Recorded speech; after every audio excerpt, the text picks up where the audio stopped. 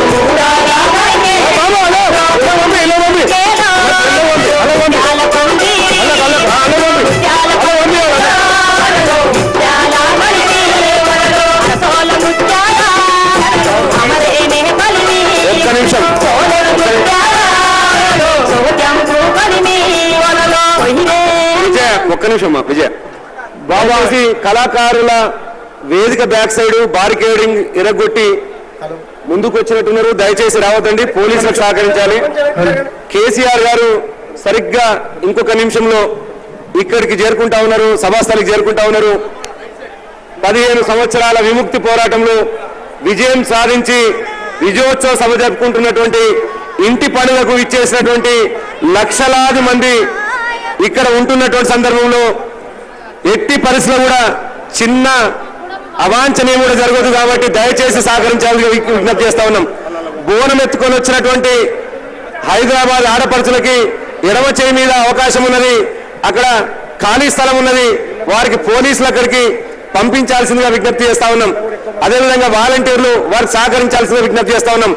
ఇంతకుముందు ఏ విధంగానైతే అన్నదమ్ములు అక్కడ కూర్చున్నారో అద్భుతంగా వేదిక మీద కూర్చుంటే అద్భుతంగా కనిపించింది ఆ దృశ్యం.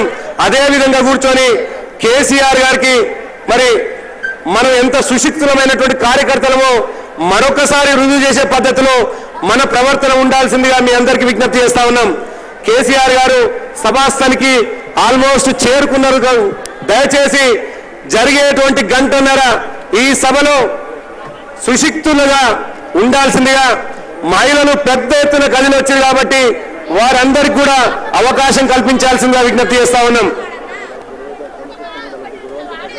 దయచేసి ప్రతి కార్యకర్త కూడా వాలంటీర్ లాగా భావించి సభని విజయవంతం చేసుకోవడానికి సహకరించాల్సిందిగా విజ్ఞప్తి చేస్తూ, లక్షలాది మంది బయట ఉన్నారు, లక్షల మంది మాత్రమే లోపలికి వచ్చిండ్రు. వచ్చినటువంటి ప్రతి ఒక్కరు కూడా ఈ పండుగలో భాగస్వామ్యమయ్యేటువంటి అవకాశం వచ్చింది కాబట్టి ఆ అదృష్టాన్ని అదృష్టంగా భావించి మరి ఈ సభని విజయవంతం చేసే విధంగా మీ అందరూ సహకరించాల్సిందిగా మీ అందరికి విజ్ఞప్తి చేస్తూ, దయచేసి వాలంటీర్లకు పోలీసులకు సహకరించాల్సిందిగా, ఇక్కడ స్థలం ఉన్నది, మహిళలు అక్కడిక్కడ చేరుకోవాల్సిందిగా విజ్ఞప్తి చేస్తా ఉన్నాం. కళాకారుల స్టేజ్ వెనుక కార్యకర్తలు ఒకటేసారి తోపులాట చేసుకోవద్దు, క్రమశిక్షణగా ఉండాలి. కళాకారుల స్టేజ్కి రైట్ సైడ్